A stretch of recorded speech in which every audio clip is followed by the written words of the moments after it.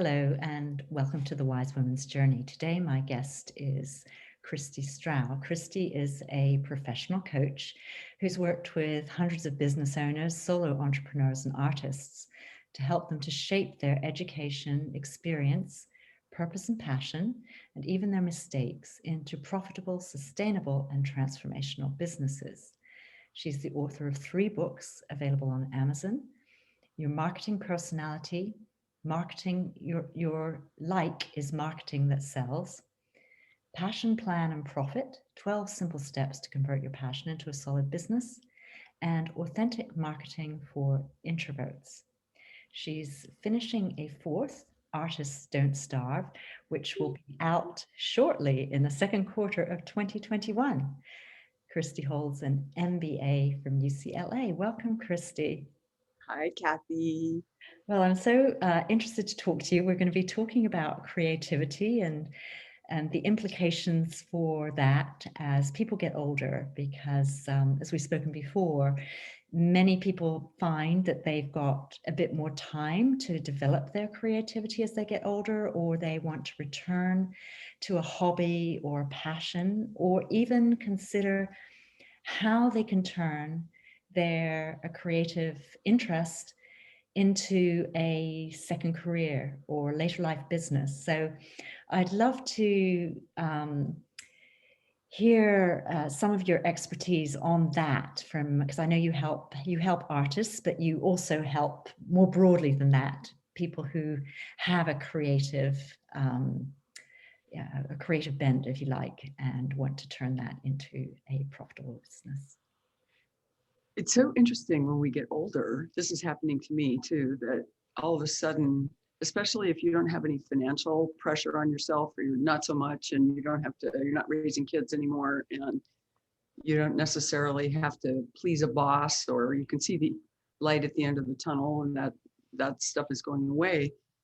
There's this huge blossoming of creativity that people are experiencing.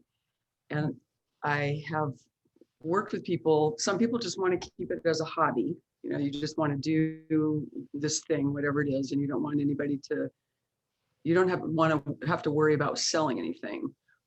But some people do want to set themselves up in a new business with this creativity that they have. So the way to do that is, first of all, before you even think about starting a business, is to think about what the purpose is, or what the purpose would be of the business, or what the purpose is of getting your creativity out into the world.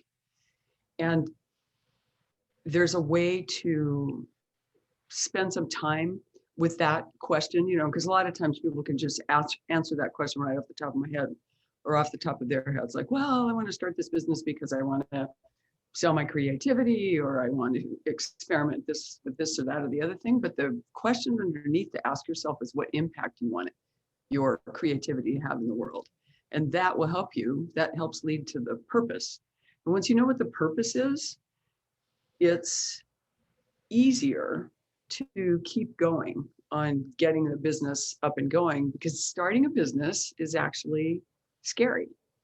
And it doesn't seem like it would be necessarily. And it's not, it's not scary when we're working for somebody else, but when you start a business, when you're selling stuff that you make or stuff that you do, it feels like if people don't buy that, that's a referendum on your worth as a human being. Yes. Which it isn't. It's a marketing problem. But when you start a new business and doing something that really matters to you, it can feel really personal. So when you find out the purpose and you keep that really close, then when you start getting voices in your head that make you afraid, you can go back and remember why you're doing this in the first place. That's such good advice. Yeah. Yeah, I mean, and as well, the very important point that you make about, the actual starting a business from it, particularly if that's a new thing, and when it's your own creativity, it's like birthing a baby and sending it out into the world, isn't it? Which might be completely different. You've done a different type of job where you haven't had that level of attachment, I guess. It's completely different thing. Yeah, the attachment is much stronger when we're doing things that, are our creation. But whether people buy or not has nothing to do with maybe a teeny bit to do with the quality, but 99.2% to do with the marketing that you do. So selling what you're doing is a marketing issue, not usually a quality issue. Right. So a first step, as you said, is for people to focus on the purpose of it. Mhm. What's the purpose of it, the impact they want to make with it. Yes. And then the second step, I'm guessing, is some of these issues about, how you're actually going to sell or market. Yes. Yes. Once you know the purpose of your business, it becomes easier, because the next step is to figure out, who do you want to make an impact on? Who do you want to change, or who do you want to have influence on in the world? And because that's the key question in marketing. First of all, the first marketing question is, who do I want to sell to? So once you understand what your purpose is, then that starts pointing to who the people are that need this thing that you do. So that's the next step. And you and I have some experience with this. You can use parts work to help yourself answer this question.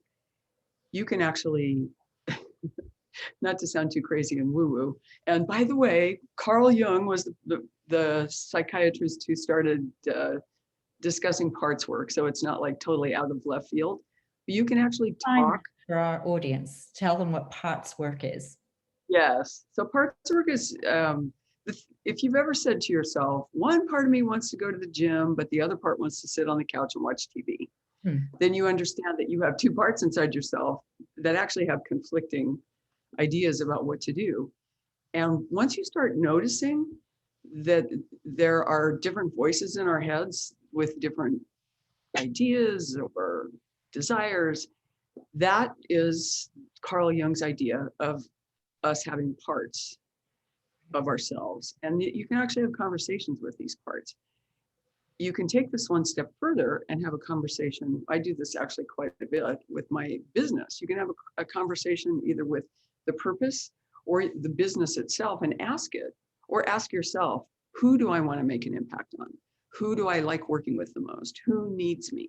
Who needs what I do? What do they need from me? So that is a place that you can start if you haven't sold anything to anybody yet. Is just to, people frequently tell me, and I've felt this way too, especially at the beginning of businesses. Well, I want to sell to everybody, but everybody isn't a market. Who you're really looking for is a niche or a group of people who really, really care about what you're doing. And the more specific you can get about those people, the more you can speak to them, and the more that they can hear that you know what they need and that you can supply what they're looking for. Right. So a person could even talk to that inner creative impulse as a part of them, and ask them, what is the purpose for its expression, and who does it want to reach, and things like that. Absolutely. Yep. Just sit down with a piece of paper and a pencil or a pen, or open up a document on your laptop and just say, may I speak to the part of me? May I speak to my creative muse? Who do you want me to work with? And just listen and write down what you hear. It may not be the gospel that you end up with, but it's a stake in the ground that you can start from, rather than this idea that I want to sell to everybody. Yeah, because I can see that if you're making something, and if it is an artist thing, like I was imagining, like fine art, like you make sculptures or you paint or something like that, I can see why a person might think, well, but anybody could buy that. Right. Yeah. It's so tempting, because you figure like, well, that's a big market, but everybody, basically the only thing everybody has in common is that we're all breathing air and we eat food and we have bodies. Other than that, the stuff that matters when you're selling is really specific characteristics of a person. This summit that you're doing is a perfect example. You're gearing it toward women who are at a certain age having their creativity come out. That's a real group of people who actually are experiencing, this creativity happening and maybe don't know what to do with it. That's so much more specific than, anybody who wants to do their creativity. I can't hear myself or see myself in that description, but I can totally see myself in the description that you've made for this summit. Yeah. And I can see, how that would apply to art as well, and also to the places where you might promote, because you're wanting to reach a certain audience. That makes that so much easier too. Absolutely. Different audiences hang out in different places, and knowing where the people that you want to make an impact on hang out and going there is a huge component of marketing that works. That's a whole thing, I put my stuff up on Instagram and nobody said anything.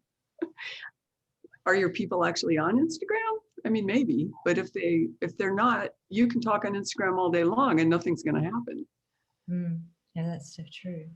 And there was something I'd like to pick up on that you said further back, because of course, once they've worked out their purpose and who they want to sell to, and then you said something about, we were talking about the beginning of the parts work, and then you talked about the voices in your head that can then come in and be a problem. And I know that you've told me you've been in your Artists Don't Starve book, you've got some specific voices that you're talking about, and something that you've developed. So I'd love you to talk more about those, because I was fascinated when you told me. So I've noticed a lot, and I'm not the only person who notices this either. There's lots of books on this subject, but when anybody starts something new, there's a voice that comes on. And I named this voice the jellyfish. The reason I named it the jellyfish is because the jellyfish, if you encounter one in the ocean and it stings you, it paralyzes. Its venom paralyzes. So what happens when we first start out, I'm going to do this thing, I'm going to paint this painting, I'm going to make this, I'm going to write this book, I'm going to do this summit. The jellyfish comes in and says, oh, so that's a really cool idea, but you have some other stuff you need to do right now. You've got to do the laundry. You really need to wash the car. You've got to go run those errands and call your mother, please. All the stuff. And so that voice, it's got a litany of things we need to do. And those things we probably do need to do, but we don't need to do them now. What we need to do is start our project, and we can do the laundry later. But the jellyfish is very compelling because it's the voice of resistance. It doesn't want us to start, because starting something new is really risky, and it's trying to protect us from taking a risk. So it has this super compelling, I don't know what yours sounds like, but of course I need to do the laundry. Of course I gotta gas up the car sometime, not lately, but once we get to drive around again, I need to put gas in the car, or I need to, luckily you can't see my desk, I need to clean my desk, but I don't need to clean it now. What I need to do now is start working on my project, but the jellyfish comes in.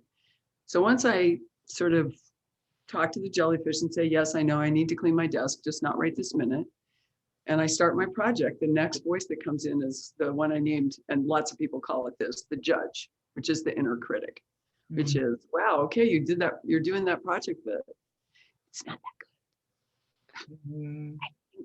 I think you need to fix this thing over here, and maybe you should quit because it's just not that good. And there's volumes. Nobody's going to buy that. Nobody's going to buy that. It's just, I know you went to school for 20 years to do this, but it's not good enough.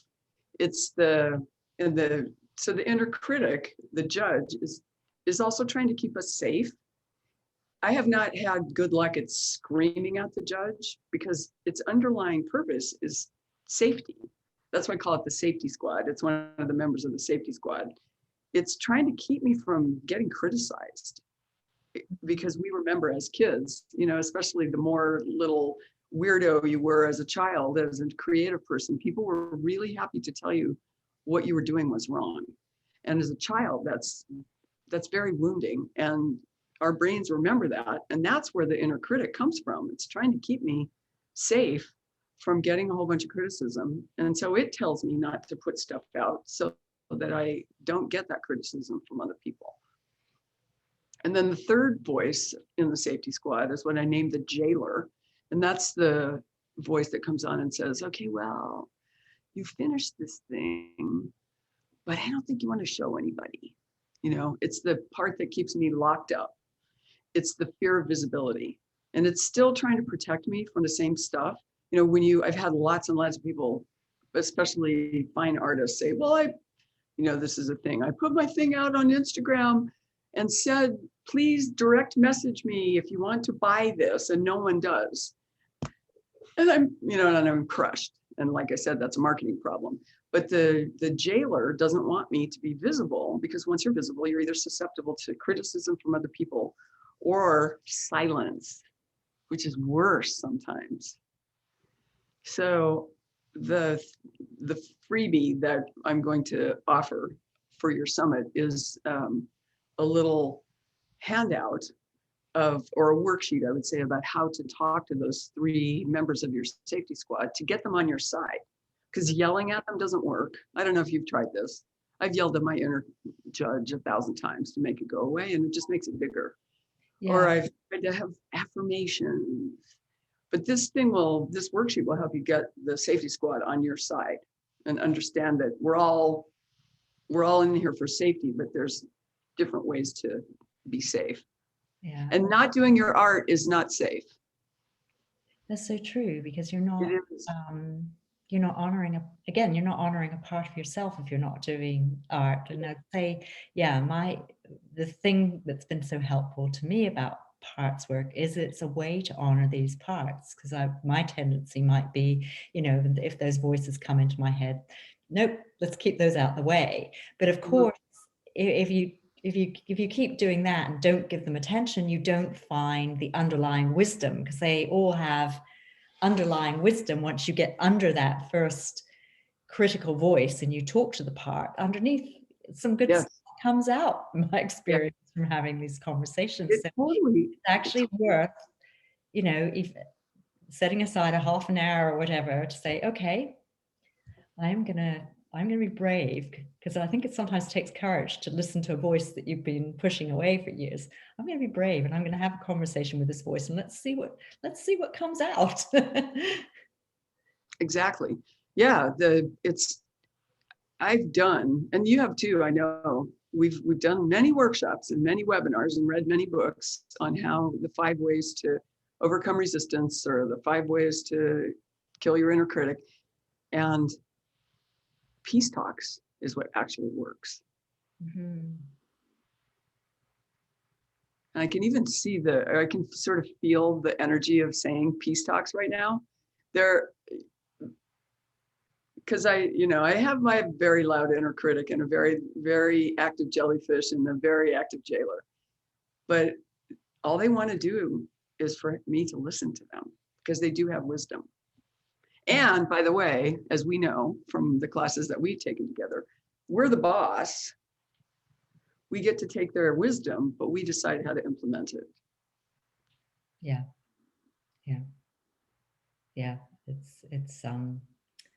It's such a useful tool. Such a useful tool. It is. Especially, I think, for those of us who realize that we've done loads of other things, and those little voices are still there despite an awful lot of personal development work.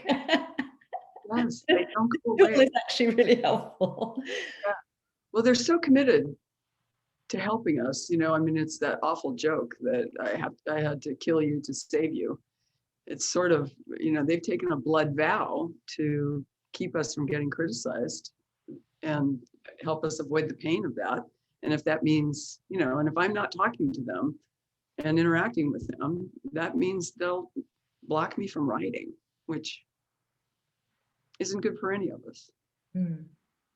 Yeah, so I'm thinking where you're saying that, because of course we've been talking about people who so far about people who want to maybe create a business out of a creative interest, but there's going to be a whole other group of people that simply want to, explore their creativity, or even see if they have a creative side, if they've been doing, um, they've had a lot of left brain focus and not thought that they had a creative side, and they might be just listening to this for some inspiration on how they generate that creative side. And this tool that we're talking about could still be so helpful to them, I think, because as you say, it could be that creative bit, that voice could be saying, you're not creative.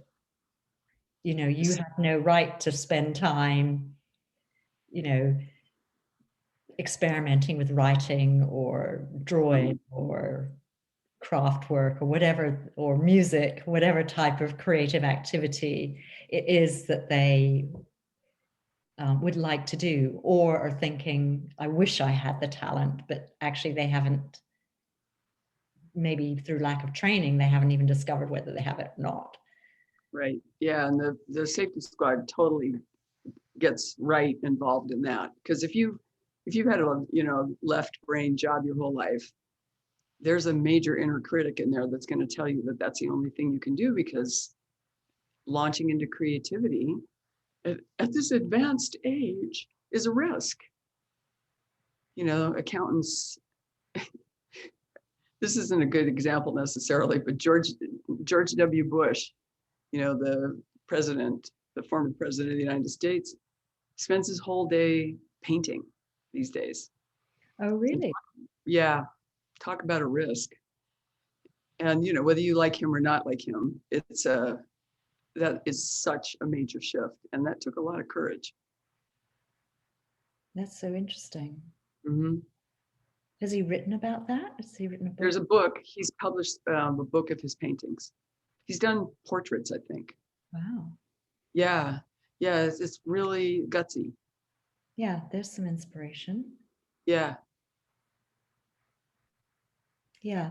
Yeah. I mean, one of the, that voice that you mentioned, at this advanced age, I mean, I think that's one of the reasons I wanted to do this summit, to sort of look at the narrative on aging and the voices that we've all got in our heads about being too old, or it's too late, start something new. And for me, very much the wise woman's journey, if you like, is about addressing the things that limit us. And in this stage of life, if we haven't before, it's that journey to sort of express yourself more fully, more authentically. And definitely, if you've always wanted to explore your creativity, or you have those talents, but it hasn't been what you've made money at, and you want to give it a try, either because you're in a situation where you can afford that time and that money to play and see what happens.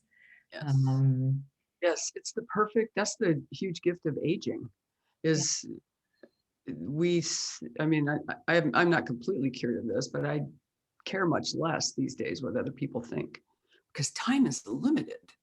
If I've got some stuff I want to do, I want to get this done before, my brain turns to mush, or whatever fate is awaiting me. Yeah, there's no time like now when we're in this stage of life.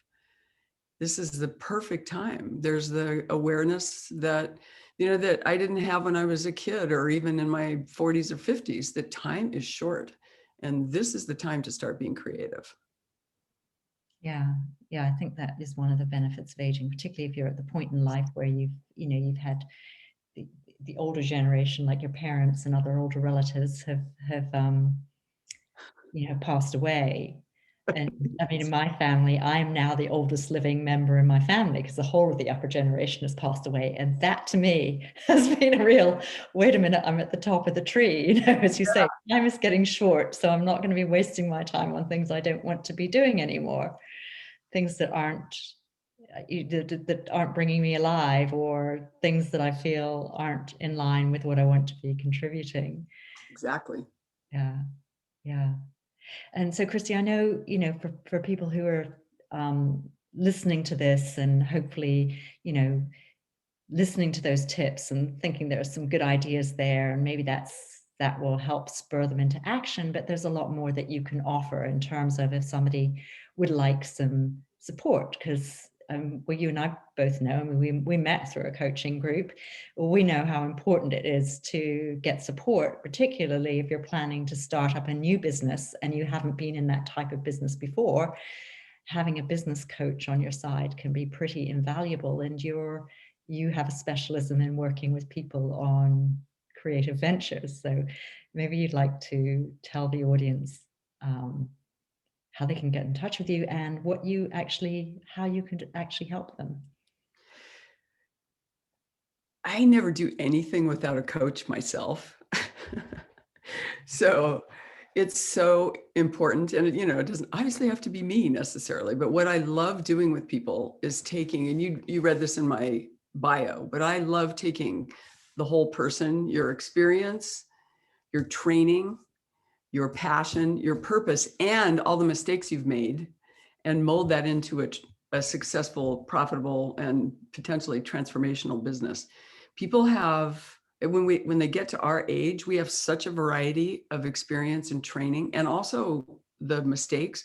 One of the things, I had a big money meltdown in 2003.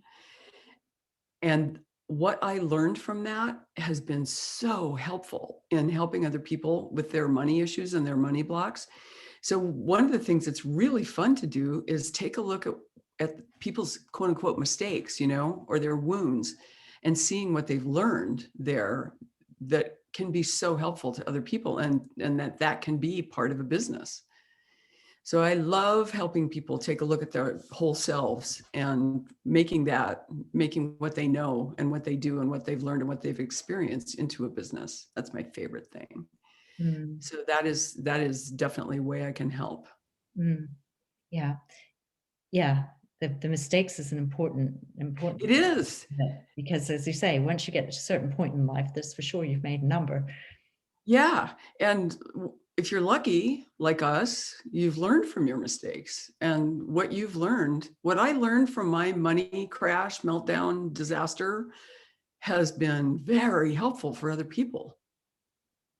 Yeah, And because you're now able to help people with their money yes, issues. When you do the yes. business coaching, that's part of it. Mm-hmm.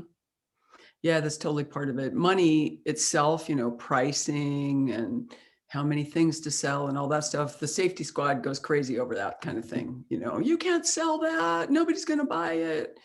And so working with those voices along with money is a lot of times there's two initial blocks. One of them is getting started. And the next thing is the whole money deal.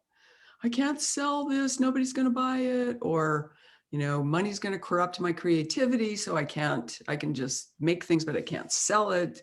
Well, tell Or me more about that, because I do know of situations where I've even heard people say that. It's like, oh, well, it's something special to me. If I create it into something, if I make it more commercial, somebody will want to change it, or I can't sell it because yeah, I heard that. I'd love to hear you say more about that bit. The solution to that is that you have two different groups of things you create. You have your stuff that you make, whatever it is, or you write, or whatever your creativity is, that's just for pure creativity, just your pure creative expression. And you can either decide to sell that or not, but that's really necessary for every creative person, is you need to be able to make stuff that's just totally purely you from your heart. Then you have a whole other set of stuff that you make that you're willing to sell, or that you're willing to compromise, or you're willing to collaborate on. There's this weird thing that if somebody tells me to do something with my art, then it's corrupted and we're all going to hell. But lots and lots of different kinds of art is collaborative. Like musicians, for instance, are by definition collaborative. Even if you do a solo album, you must collaborate with other people, and they're going to have opinions about what you do. If you do, so maybe a painter likes to paint a certain thing, or certain kinds of paintings. These are my pure creative expression, but then I also do portraits, or I do commissions. So portraits and commissions are collaboration. So I like to think about having two different groups, the stuff you collaborate with your people, collaborate with your market, collaborate with other artists. And then there's the stuff you do just for you.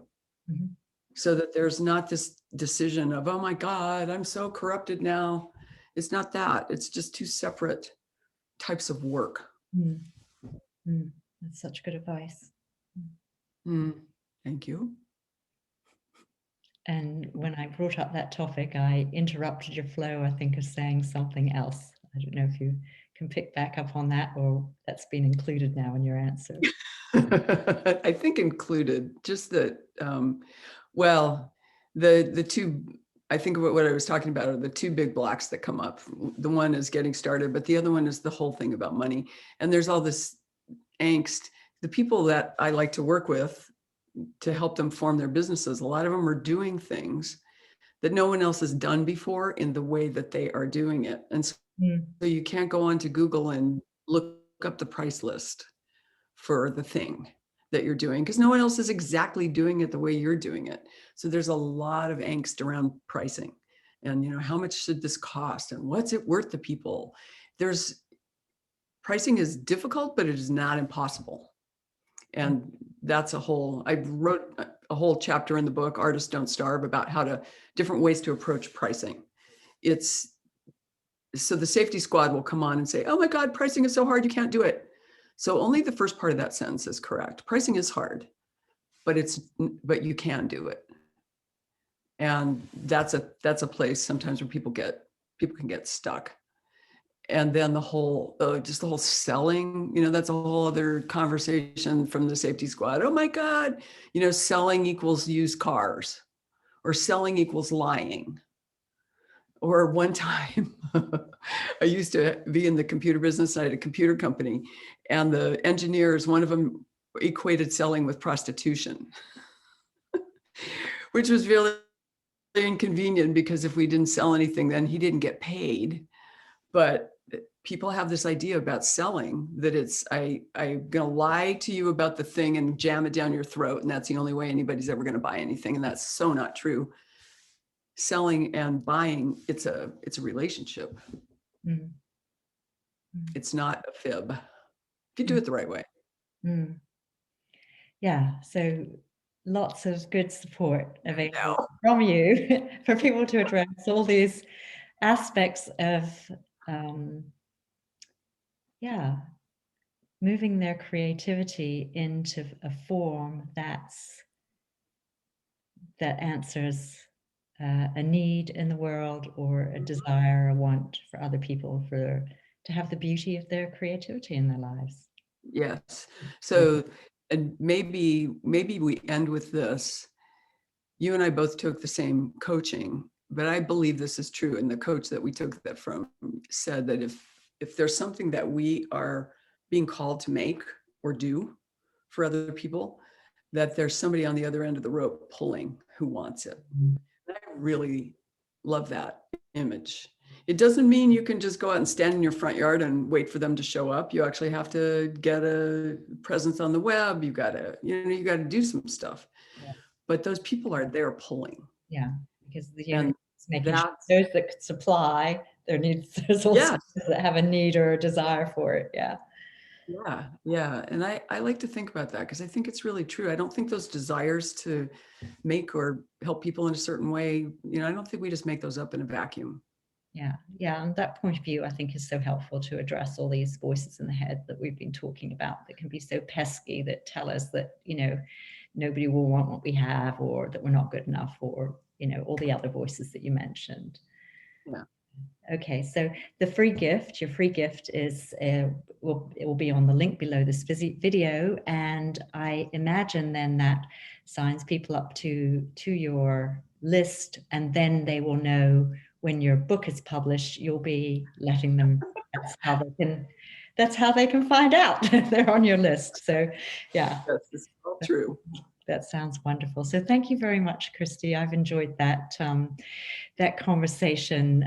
It's always so nice to I think, for me, and I hope for others, even just having the conversation about creativity makes me feel more creative and want to get out there and It just does. think of new ways of Yeah, doing things with what I have to offer.